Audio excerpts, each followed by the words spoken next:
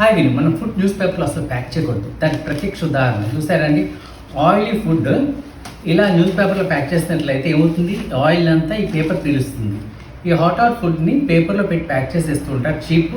తర్వాత అదేవిధంగా free paper కాబట్టి దీనివల్ల ఉండే అనర్థం ఏంటంటే లెడ్ అనే ఒక పాయిజనస్ సబ్స్టెన్స్ ఈ ఒక న్యూస్ పేపర్ని ప్రింట్ చేస్తారు.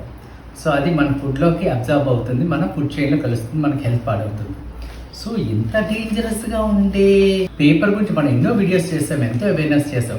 కాకపోతే ఇటీవల నేను ఒక వీడియో చూసాను. ఆ వీడియో చాలా విచిత్రంగా అనిపించిందండి. ఏంటంటే చూడండి, మీరే చూడండి, బిర్యానీ చేస్తున్నారండి.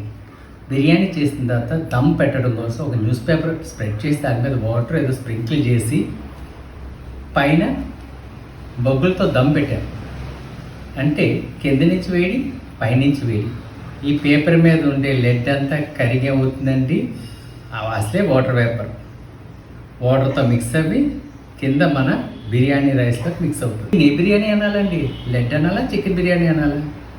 సో లేకపోతే లెడ్తో కలిసిన చికెన్ అండ్ మటన్ బిర్యానీ అనాలా? ఇలాంటి డేంజరస్ బిర్యానీస్ తినకండి, మీ హెల్త్ పాడైపోతుంది. ఇలాంటి ఎక్కడైనా చూస్తే మీరు అబ్జెక్ట్ చేయొచ్చు, సమీప ఫుడ్ ఇన్స్పెక్టర్కి మీరు కంప్లైంట్ చేయండి. బికాస్ ఇది మన హెల్త్.